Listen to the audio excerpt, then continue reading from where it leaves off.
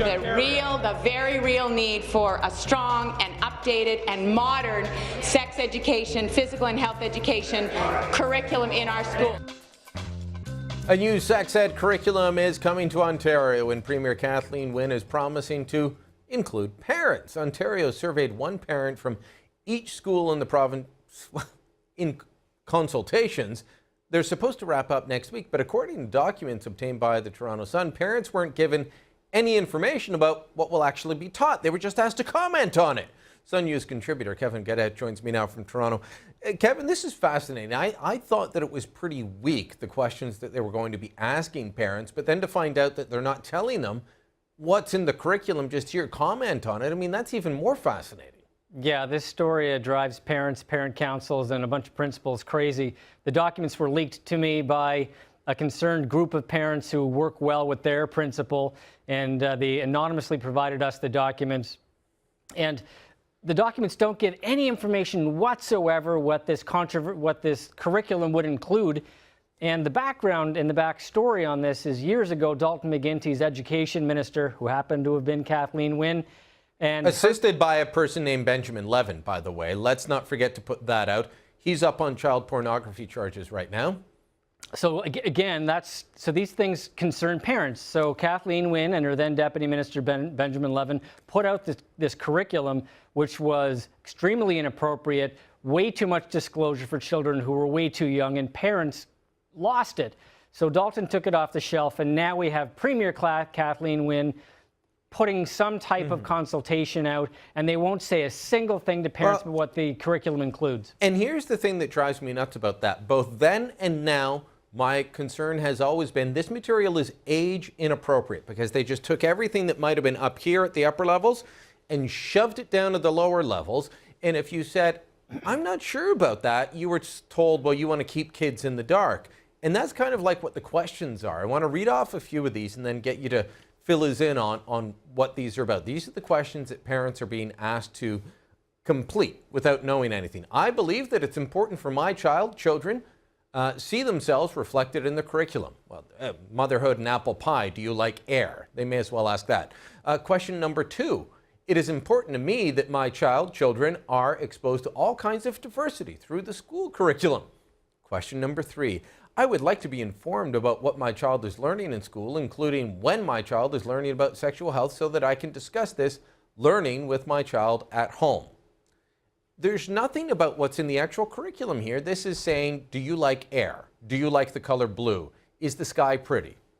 So the one parent that leaked this document to me expressed great concern when she was talking to her parent council colleagues that she didn't even know how to answer these questions out of fear, out of how the answers would be used. For the first question, that students need to be see themselves reflected in the curriculum.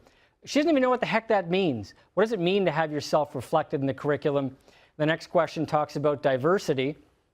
And in the same section, it defines diversity, and it mentions ethnicity and race and intellectual ability. And again, the parent says, she's not really sure. I'm not sure. I'm a parent of 3 kids in the Toronto school system, Ontario school system. I don't know what it means to have a sex ed curriculum that reflects religion or ethnic diversity. I mean, what do those things have to do with sex education?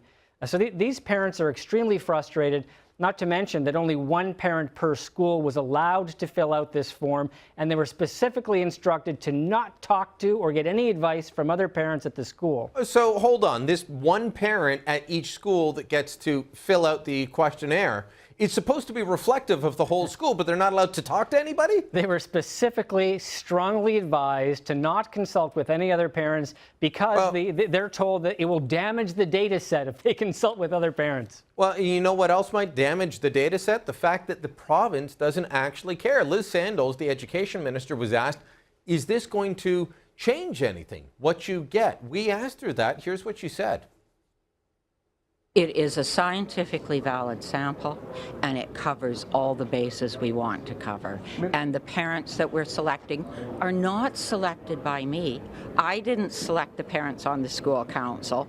Parents selected the parents on the school council. So I've got nothing to do with selecting these parents. The other parents selected them. So I'm very, very confident that we're going to get an accurate sample of what parents think.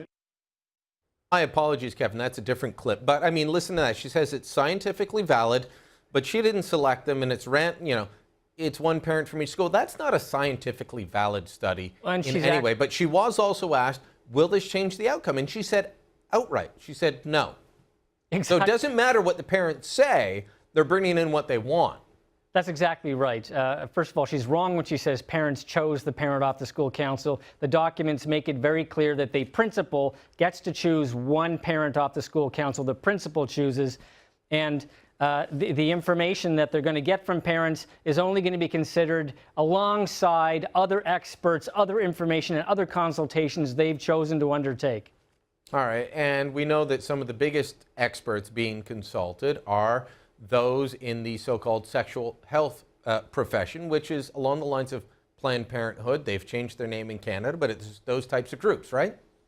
Well, that's exactly right. So the fear is, when we talk about the history that we've talked about, that the parents are concerned that there's some type of agenda that's going on here that is hidden, and they would like to see sex ed focus on the biology, the parts and their names, and whatever social engineering elements that could be undertaken. These parents would like to be responsible for those types of things, whatever elements they believe in themselves at a time they believe appropriate for their children.